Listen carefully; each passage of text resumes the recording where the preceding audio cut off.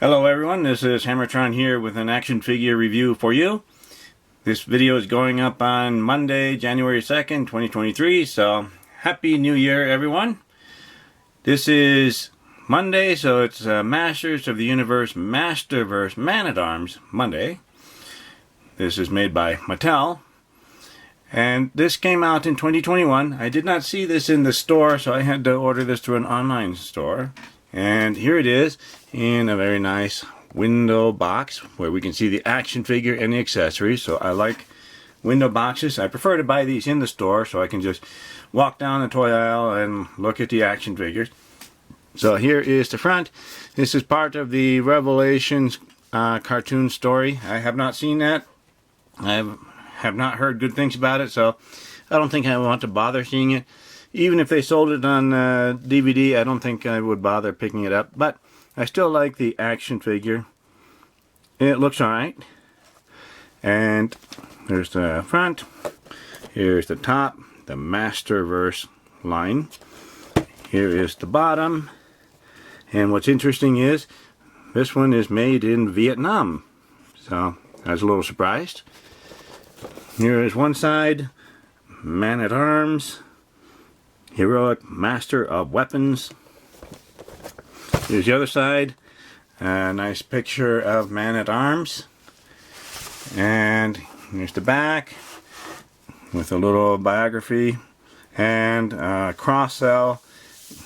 We've already seen He-Man and Skeletor.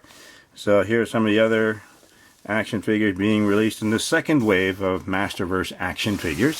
So I will open this up and review the action figure itself in just a moment. Here are the accessories that come with the Man-at-Arms action figures. We have a pair of fisted hands. So it looks like nicely sculpted. And the left hand has this extra armor piece on it. The right hand doesn't have it. So an extra piece sculpted on it, more detail sculpted on it, and it's painted. These are short little pegs. And then the other pair. And open hand, open right hand, and a gripping left hand. This also has the sculpted details with the armor on it, and it's also painted. So nice attention to detail. And then here is the mace. Looks like it's all molded in one single colored plastic, no painting design on it. So it looks nice. Nice and solid. So these look nice. Here is the Man-at-Arms action figure. Let's see how tall this action figure is. Looks like right about 7 inches tall, or about 18 centimeters tall. So it's a nice size for an action figure. Feels pretty solid. So this is Man-at-Arms, and this version of the action figure has a mustache. I remember seeing the original Man-at-Arms action figure way back in the 80s, and that one did not have a mustache. So I had seen the cartoon, and then I saw the action figure and it didn't have a mustache, and I was wondering why not.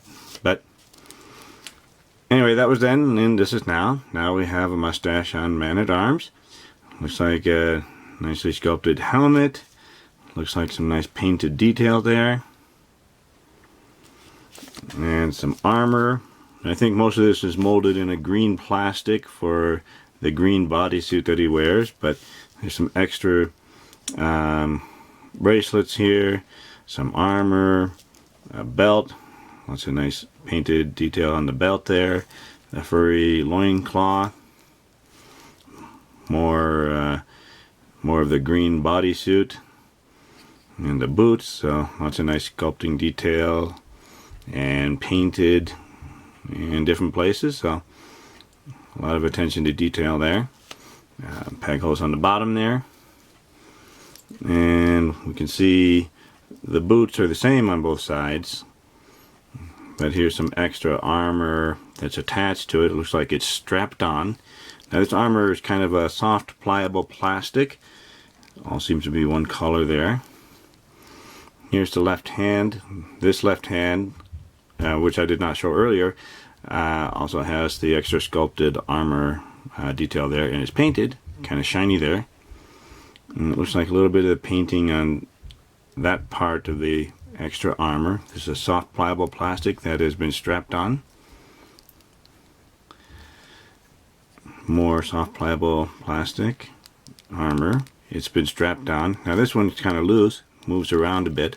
So I have it pushed up so the strap is around the bicep, so it kind of stays in place there. Otherwise, if it slides down, it's very loose. So very loose. So I prefer it to be up here where it doesn't move around so much. And this armor, I think, is attached here and here. So it just kind of slides over the top and then they put it together. It's kind of a soft, pliable plastic. I don't know if you can see it.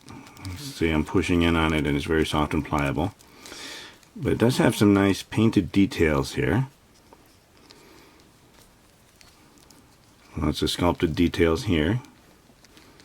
So underneath, you might be able to see there, we can see where the diaphragm cut is. So I have not removed the hands yet. All the hands are hinged, but I don't really enjoy taking the hands off and then putting them back on. I think if we want to do that, we want to be careful, especially with his arm, so we have a nice good grip on it while trying to tug on it, because these are attached, they're strapped on, so we want to be careful how we're pulling on it so we don't rip these off accidentally. So I do like how it looks, and most of the time it seems to stand very nicely. Let's take a look at the articulation. So you can look up just that much, look down quite a bit.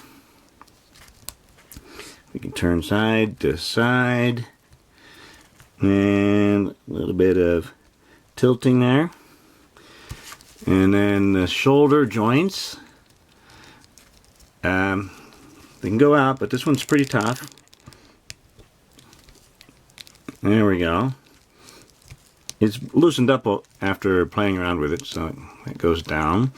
Now we want to be careful so don't have too much leverage, but this is about as far down as I can get it to go. This side moves a lot easier.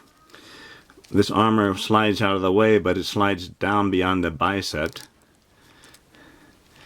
And then we can put it back in, and then I like to slide this up onto the side, bicep.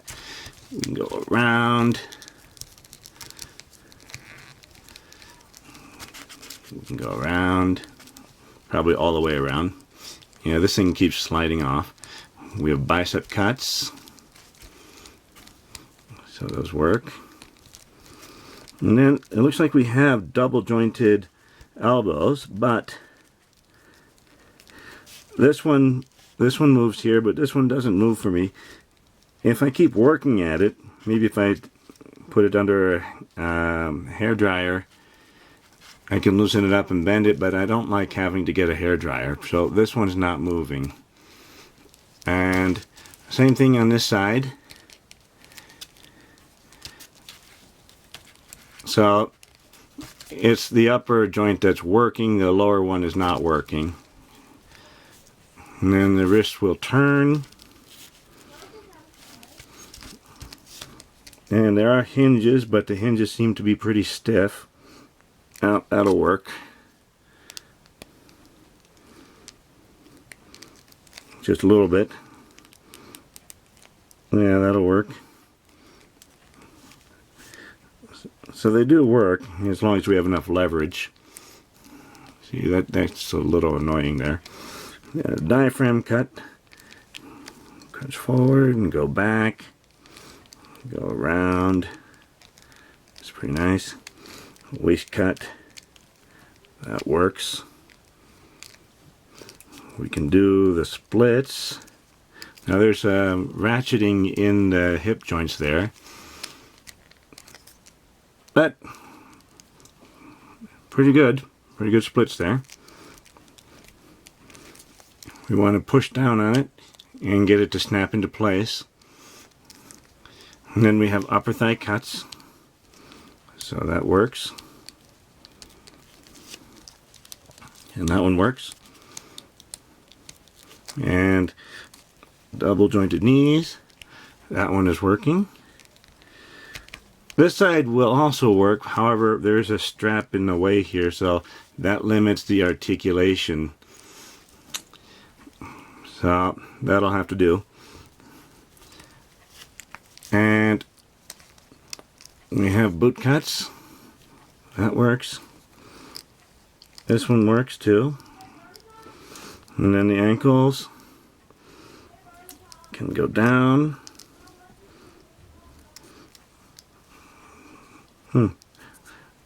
This one seems to be a little better. We can go up. And then we have ankle pivot. So most of the joints seem to be working pretty well. Just a little bit of limitation due to this extra armor piece. Seems to stand pretty nicely. This piece slides around a lot. This arm I think I can get down lower than this one. So it's just a lower arm joint on both sides that's not working for me.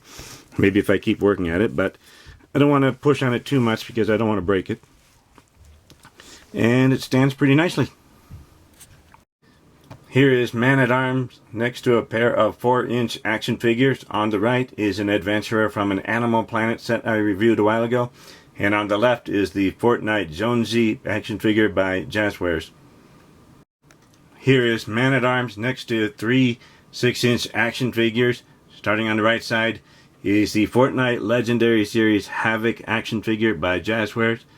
Then it's the Power Rangers Lightning Collection Mighty Morphin White Ranger by Hasbro.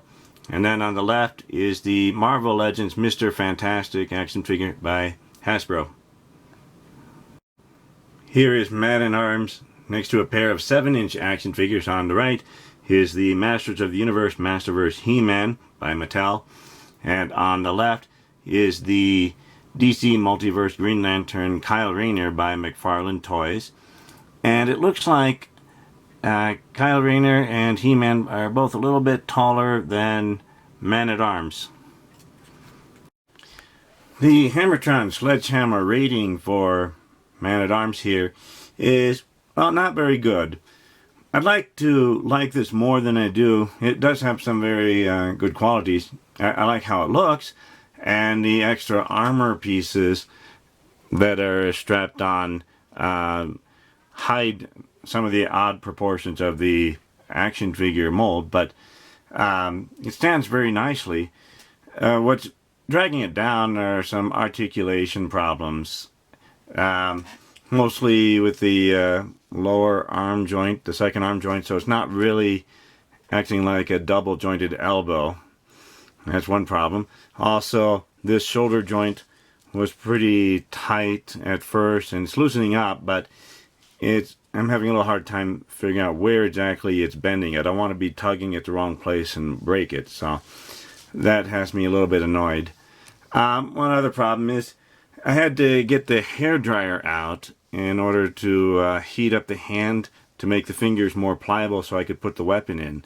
I just couldn't put the weapon in his hand before until I used a hairdryer so I could bend the fingers more easily. I don't want to break the fingers trying to put in the weapon. So some advice for everyone: use a hairdryer to warm up the plastic to make it a little more pliable so it doesn't snap in your hands.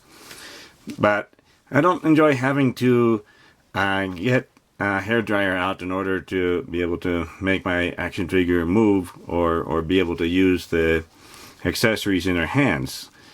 I remember back in the 70s and 80s and 90s, I could take an action figure out of the package and play with it immediately with no problems. So, anyway, I still like the action figure.